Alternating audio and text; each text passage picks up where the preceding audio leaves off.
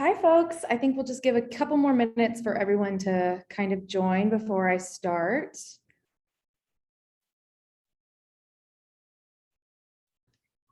I will say that I love seeing people's faces. So if you're able to turn your cameras on, I would greatly appreciate it.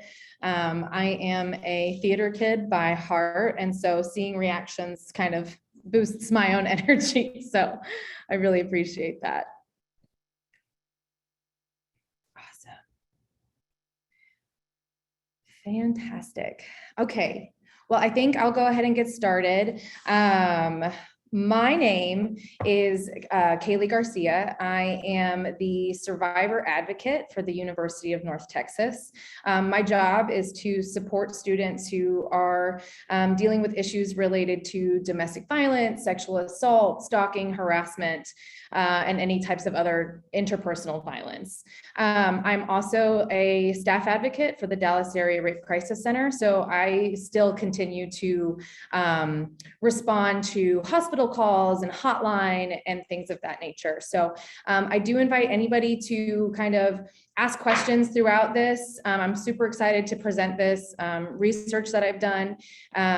You can drop them in the chat, or if you want to turn on your mic, I'm happy to kind of stop and answer any questions. But with all that being said, I'm going to go ahead and get this PowerPoint started.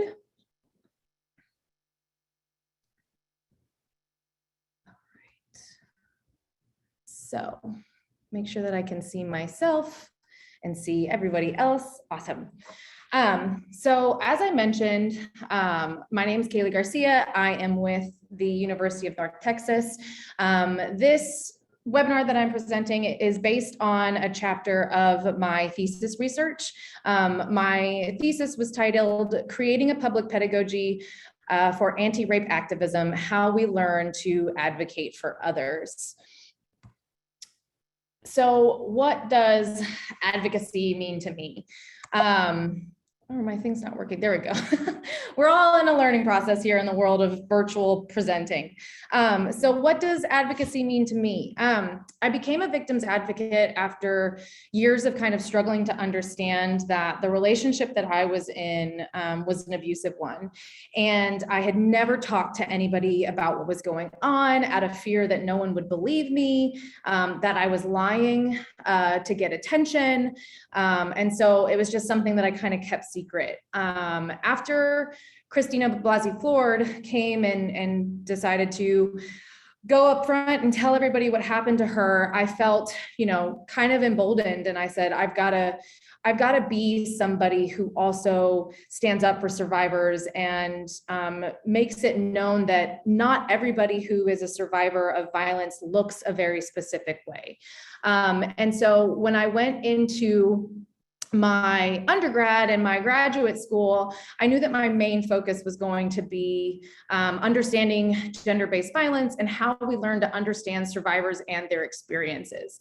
So as I mentioned, I was and continue to do hospital advocacy. And so on my very first call to the hospital, I shadowed another advocate. And as we were assisting a young white 18-year-old female who was assaulted by her stepfather, on all accounts, she was seen as a believable survivor or a worthy survivor.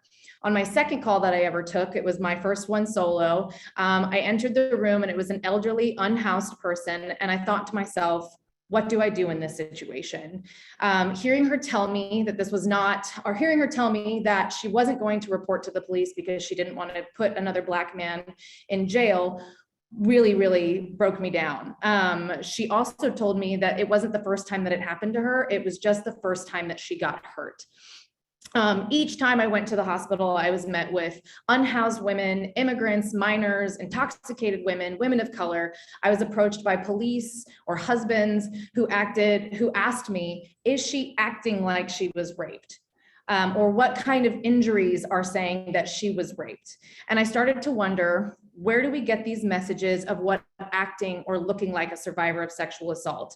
And also, as a survivor of violence, if I knew what I looked like as a person of color, why wasn't I putting myself in that definition of being a survivor? So my research questions when I was doing this project were, how did the texts or the various types of media that I researched dominate social, cultural, and political storylines? I wanted to know how these storylines might be informed by an intersectional standpoint. I also wanted to see how these texts might encourage people to behave differently based on different types of characterizations of violence, victims, and assailants. I also wanted to know how these texts sustain biases and assumptions about sexual assault victims, perpetrators, advocates, and advocacy. By using an intersectional feminist framework, it's significant because marginalized communities suffer disproportionately due to largely intersecting structural oppressions or multiple minoritized identities. Identifying the barriers that people of color, mentally ill victims, trans victims, or unhomed survivors might face when seeking services through rape crisis centers is vital to providing support or preventing further victimization. Anyone have any questions so far? I do see a lot of stuff happening in the chat, but I'm not quite sure if any of them are questions. Oh, okay, awesome. So when I was looking at rape crisis and rape crisis advocacy and rape culture, I was looking at it from the start of rape crisis advocacy, which came out of the 1970s consciousness raising. There was a shift between grassroots organizing to a professionalized grant-funded organization. And so with that came various types of barriers and kind of this idea of like solidifying certain types of rape myths, again, who is deserved of what type of resources offered by rape crisis centers. And so, as we know, so many of the common rape myths that push the idea that survivors lie or that they regret consensual experiences, that survivors send mixed messages through their dress and behaviors that lead to rape, or that rape most often occurs between strangers and in strange locations. How we come to understand what counts as sexual violence is influenced by a number of factors, including mediated depictions of sexual violence. Sexual violence depicted on television participates in a much wider understanding of what counts and how we might be able to respond supportively or not. So, pop culture as a public pedagogy. Pop culture, such as television and film, offer sites of informational learning, or what media scholars refer to as public pedagogy. One scholar I frequently refer to is Henry Giroux, who defines public pedagogy as a visual technology that functions as a powerful teaching machine that intentionally tries to influence the production of meaning, identities, and experiences. It enables the conversation to connect politics to personal experiences and public life to much larger issues. Mass media and pop culture are sites of reproducing dominant ideologies and can work to reproduce the rape myths. So my research considers depictions of trained advocates and advocacy efforts of family and friends. Studying rape narratives and themes in media is crucial to feminist organizing because it helps us consider how audiences are impacted by exposure and consumption of media. Media representation of sexual assault frequently reproduce rape myths, which can influence advocates' perceptions and affect how they intervene in systems of violence. Early media representations, think about SVU, for example, it did not operate in a feminist ideology for social change, but maintained the masculinity through graphic depictions of assault and plot lines that surround the male detectives as heroes. I recently started rewatching SVU after this project, even though I said, you know what, maybe don't watch sexual assault that occurs on television, but just kind of one of those things, it's what I research. And very often you'll find, I'm assuming a lot of people are familiar with the show, you'll find Detective Olivia Benson as being this, you know, go forth and conquer, feminism is great. And then you also find her male detective. He often is the dad, the one who's very much just like, could you imagine this happening to your daughter? And blah, blah, blah, blah, blah, blah, blah. And all of the stories focus on these two characters and how they save a survivor, while the survivor just kind of falls into just like a distant plot line. You might see them when it comes to being in a court setting or in the hospital, but for the most part, we only focused on the two detectives that saved the day and not actually the survivor. So understanding popular culture as a public pedagogy has the power to be transformative. If depictions of sexual violence focus on the complicated range of survivors' experience, this can legitimize diverse victims and therefore responses. By engaging with media that is complicated, that has complicated the experiences of survivors, viewers might better engage in empowerment-oriented advocacy for survivors. So the two shows that I chose in my research I analyzed depictions of advocacy in two popular television shows, one being Netflix's Unbelievable and HBO's I May Destroy You. Both shows are explicitly based on true stories of sexual assault, and I argue that these shows invite audiences to identify with televisual advocates within the larger intersectional discourses of sexual violence. Furthermore, I discuss a little bit about how both shows disrupt historically situated stigmas and myths that surround sexual violence, which then might teach audience members who is considered a good or worthy victim.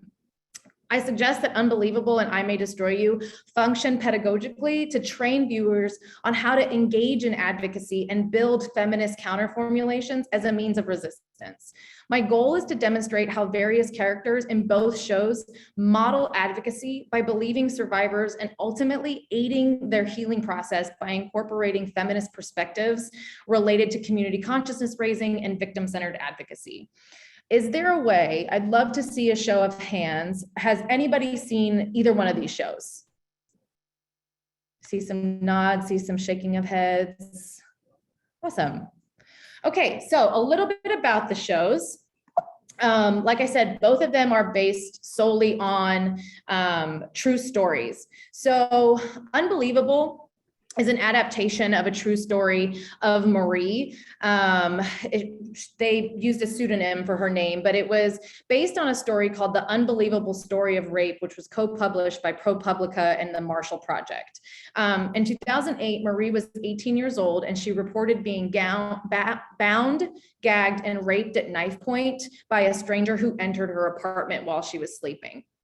After police discovered very minor inconsistencies in the retelling of her assault, which we know is very normal to do, and her foster care mother cast these suspicions on her, thinking that because she was promiscuous or because she had a very look at me attitude, is what she called it, that this couldn't have actually happened.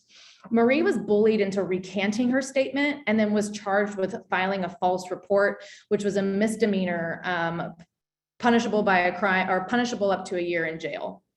3 years after the assault, a similar assault investigation took place in Colorado, which was then connected to another assault in Westminster, Aurora, Lakewood, Colorado. The man who was found was this man named Mark O'Leary. He was arrested. Detectives from Colorado connected the case to Marie, as well as another case in Kirkland, Washington. Her case was then expunged. She sued the state for $150,000. She left the state and never looked back. Then there's I May Destroy You. I May Destroy You is based on the real life experience of Michaela Coel, who you see in this photo. Coel was drugged during the writing of one of her television shows called Chewing Gum. She was sexually assaulted by a stranger in the first night of the episode of the television show. Arabella's fictional character in I May Destroy You is a writer in a book, or writing a book, and she decides to go out for an hour. She says, I'm going to set an alarm, I'm going to go out for an hour, to which she was then unfortunately drugged and raped, and was unaware about what happened to her body until the very next day. So rather than focusing on the criminal justice component of this television show, we're actually focusing on how she deals with police and police personnel. We're seeing how she experiences her life with her friendships and maintaining her job and her health and her employment and all of these types of situations. So what I'm saying with my research, I'm looking at what does helpful advocacy look like in these television shows. And I argue that there's three components. So I argue that these two television shows, they dismantle the idea of a worthy or unworthy victim binary. I also say that there are elements in these shows that are unequivocally saying, I believe you, we believe you, hands down. And the third component is what I call the tribe, or it's the community that surrounds them, that helps lift them up and provides a consciousness raising group advocacy.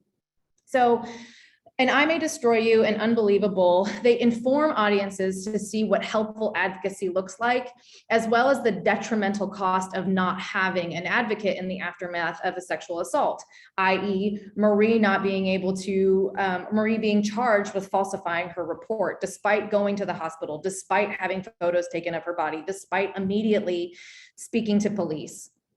And so with dismantling, the worthy and unworthy victim binary, in Arabella's interview, when she's being interviewed by the police, we're never questioning whether or not it happened to Arabella. Her friend takes her to the police station to report the crime because she does not understand yet what's happened to her. It's only happening through flashbacks. During her interview, the detectives never asked her how much she had to drink, if she had any drugs. What was most important to the detectives in that moment is to be advocates in the scene and to help Arabella understand what happened to her, what she should expect from the process. Audiences are motivated to think of Arabella as a party animal because she does end up drinking and ingesting cocaine. Thus, audiences might place blame on her. But should she be blamed for drinking and hanging out with questionable men? Is that a reason to not protect her? Probably not. We shouldn't blame her. And I think that the television show says she was able to do all these things and be an employee and do her job and want to go out and hang out with her friends. That is not a reason to be raped, and it's not a reason to not be believed by police officers. By all accounts, Marie, as a young white heterosexual female raped in the middle of the night, creates a spectatorial sympathy for Marie. However, her interactions with the police, the nurse, her supposed caregivers tell the audience that she's actually not a worthy victim. The repeated traumatization and victimization from these supposed helpers causes audience members to see her as an unhelpful victim because maybe she's complaining about the amount of times that she has to tell her story. We watch her audibly sigh when she goes to receive her exam and she goes, I've already told this again and again and again. And each step as she's getting that same exam done, nobody is telling her, this is what we're going to do when we're going to touch your body here, or we're going to take photos here, all of these very real things that we know that exist. And if as an audience member and an advocate, we're watching that, we know what to expect and we know how to provide good advocacy for somebody who's not already receiving it. There's a very simple difference between the tone of voice from various detectives and various characters in the show when dealing with Marie or with dealing with Arabella. With Unbelievable, it's very it's very telling. Obviously, the show is called Unbelievable. We're watching it knowing that this was a survivor who apparently was unbelievable. Arabella was immediately provided support by her employers and her core group of friends. Her employers provided her with a trained specialist who recognizes rape trauma, which includes frequent flashbacks, high irritability, emotional numbing. What I May Destroy You does particularly well is it reiterates that not all survivors have the exact same experience. One of the other characters in that television show is a gay Black man who is sexually assaulted. And when he goes to talk to the police, he does not get the exact same experience. Somebody is basically, he's trying to explain what the app Grindr is, and the police are telling him that, you know, there's no detective on duty today, maybe come back later. And so again, we're kind of seeing these reiterations and these solidifying of rape myths that if we're watching them on television, we have the ability to go, that's not right. How do I change that? In The Tribe, as I mentioned, Marie recants her statement. She She shows that there was a demonstrated loss of support from her friends, her foster parents, her counselors. Her anonymity is lost at one point because her name is leaked to the press as they wait outside her apartment. This leads to the loss of her job.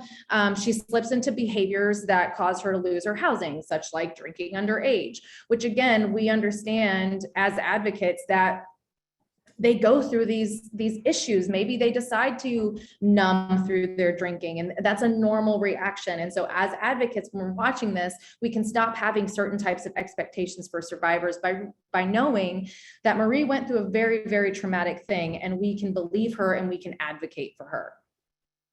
In I May Destroy You, Arabella's friend Terry is her primary advocate, and almost overwhelmingly so. She puts together these self-care days, encourages her to work out, attends meetings with her. However, this kind of falls into this idea of speaking for Arabella rather than speaking with Arabella. And so as advocates, we also want to be very careful of becoming overbearing for our survivors. We want to give them the voice. And so again, we're watching this television with this televisual advocate, and we're understanding what survivors might need and when. So what does television teach us about advocacy? Unlike Marie's story, as I mentioned, she does get some justice. It takes several years, but she's able to, sue the state and get some money, and she is off the grid, and she's, I think she's married and has children, and she's doing the best that she can. Arabella's story doesn't end with somebody being punished for a crime. Her romantic relationships have ended, she lost her book deal, and her case had been closed. However, she invites audiences to experience the grit and the pain of finishing a memoir that closes her own chapter. While audience members might find the ending frustrating, Michaela Coel wrote a story more typical for survivors, that only 4.6 out of 1,000 rapes will lead to an incarceration. Her ending represents the very feminist idea that there is life after rape, and that a survivor's story does not need to end in prosecution, but that we should focus on the experience of a survivor and their very specific needs. Rachel Hall suggests, one of the scholars I researched, that we're turning tragedy into ordinary. This is not to say that sexual assault is not a tragedy, but when the experience is 1 out of every 6 women, then it is frighteningly ordinary. Acknowledging the ordinary circumstances of sexual assault, advocates can rid pop culture of the previous assumptions that rape is rare or that it's only committed by strangers. If we're able to be advocates in a fictional setting, then the location or where somebody might see themselves as advocates is epistemically salient. Where we get the knowledge to develop an opinion on something like sexual assault and then speak on it can prove to be dangerous. By focusing efforts on creating pop culture that is victim-driven and advocacy-centered, feminists can make the central issue of sexual violence and shift the narrative of blame from survivors and to develop from survivors to the perpetrator and develop sustainable prevention measures. So moving forward, receiving the lived experiences through television text might empower some people to stand up for themselves or for others. Laws can change with good advocacy. Advocates have the responsibilities to survivors, and that means more than just being done with interfacing with them. Becoming an advocate means signing up to be on the front lines of this movement. It means immersing oneself in failures and ignorance, challenging the norms that are barriers to survivors' healing process. It should be said that sexual assault is not a crime only committed against women. It should be recognized that the crime exists in the queer community. And if we were able to be advocates in a fictional setting, as we watch them play out on television, then we must pay attention to the way that rape is represented in the pop culture that we consume.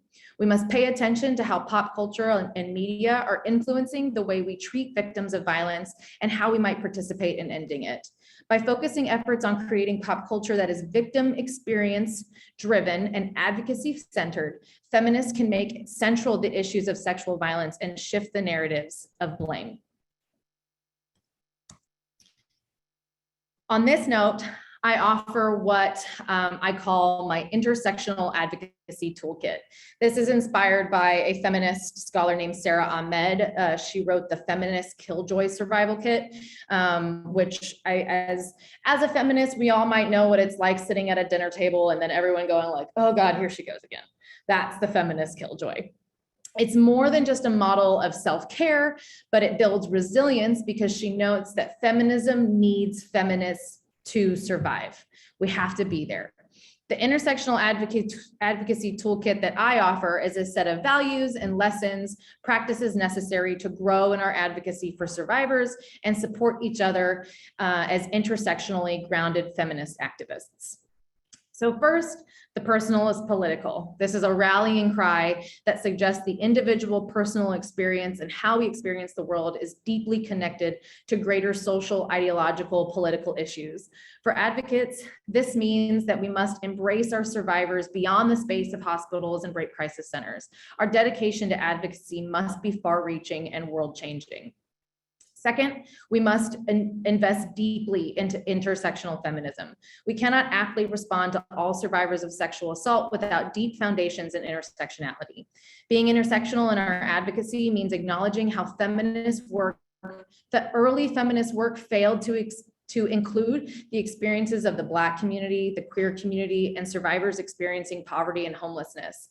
Advocates would greatly benefit from learning the historical significance of African American women increased risk for sexual assault and further denigration by the criminal justice and medical systems.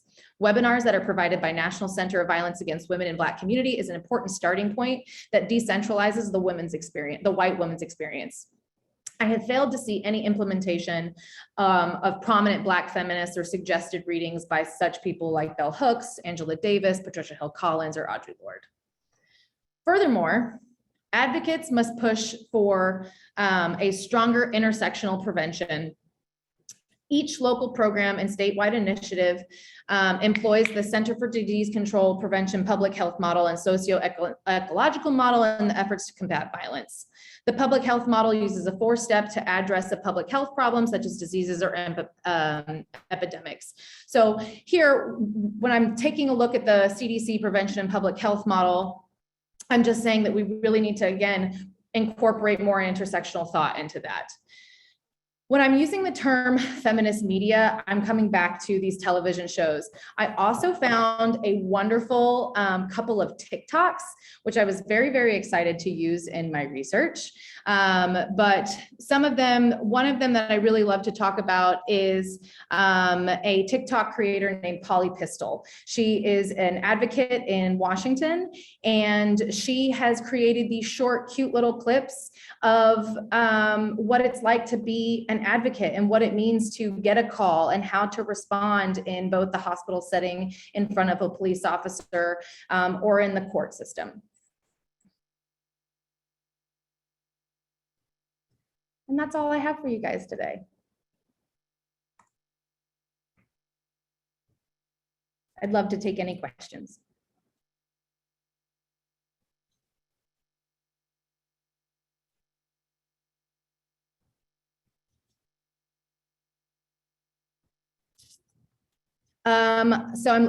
So I was looking at, one of the questions was, the book is called The Feminist Killjoy by Sarah Ahmed.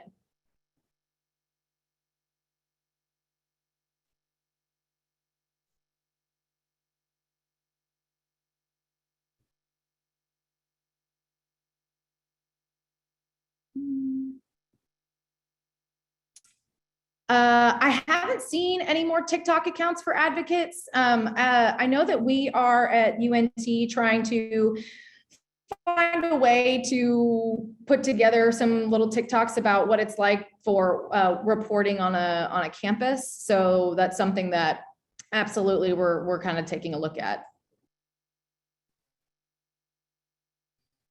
I believe that there's also there was a TikTok as well of a SANE nurse. Oh yes, it was nurse CJEN.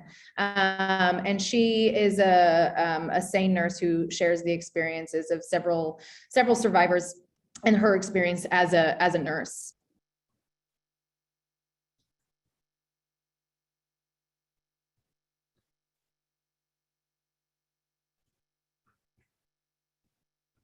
And there are several other, I mean, not several other, but, you know, I think that SVU has been doing a much better job in becoming a little bit more survivor centered. And there was also a recent Grey's Anatomy episode that I think was a really good representation of sexual assault. And it was a married Black woman who had been assaulted, who was very nervous about telling her story. And I think and they really kind of battle this idea of, or they really challenge the idea of whether or not she would be believable because of her skin tone, because she had been drinking, because she was married, maybe she was having an affair. So they really try and kind of pull out these rape myths and really dismantle them, which I think media is doing a really fantastic job with, because as I'm talking about, and as an advocate, when I was watching these television shows, specifically Unbelievable, I mean, I had to stop after episode 1 because I was just so anxious, because I was like, I've been in that room. I know what that's like. And I know what it's like to not have those resources.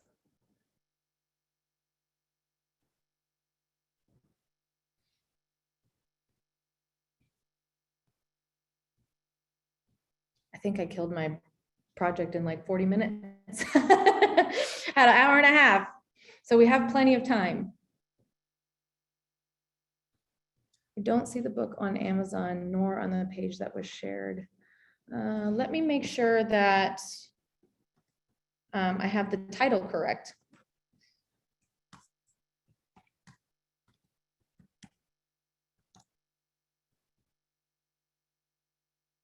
Let's see. I see notes from a feminist killjoy, but that's just an article that she wrote. Feminist killjoy. Had somebody posted a link on the book? Oh, yeah. Oh, that's not what I want to do.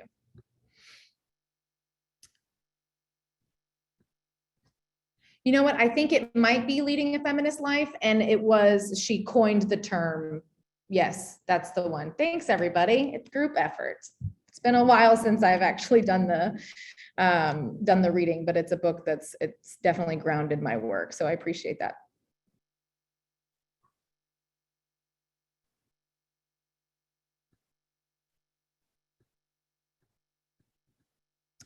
Well, I suppose if there's no other questions. If you're interested at all in reading the rest of my research, my thesis is at the University of North Texas Library, and it's the same title, Creating a Public Pedagogy for Anti-Rape Activism. So if that's something that interests you to read the whole thing, I would love that, but please don't feel like you need to, but there's where you can find a little bit more of my research.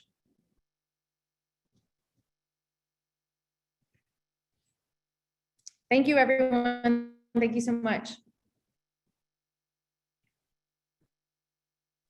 Yes, thank you.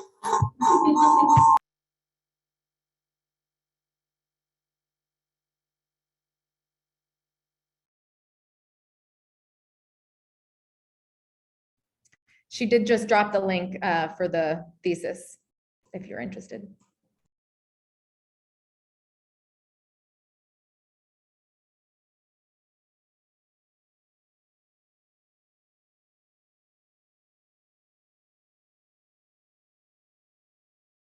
And I'll hang out if anyone has a question.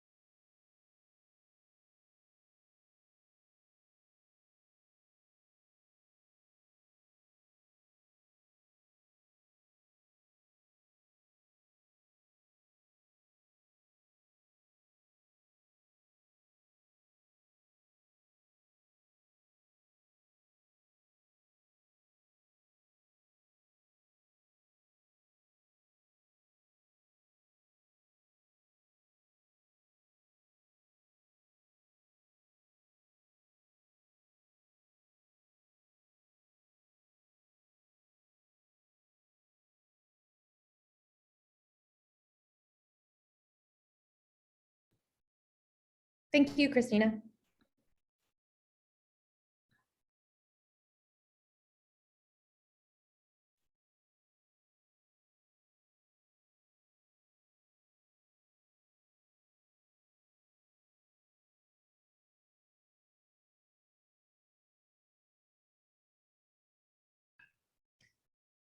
Thanks again, everyone. I really appreciate you sticking around and listening to my research.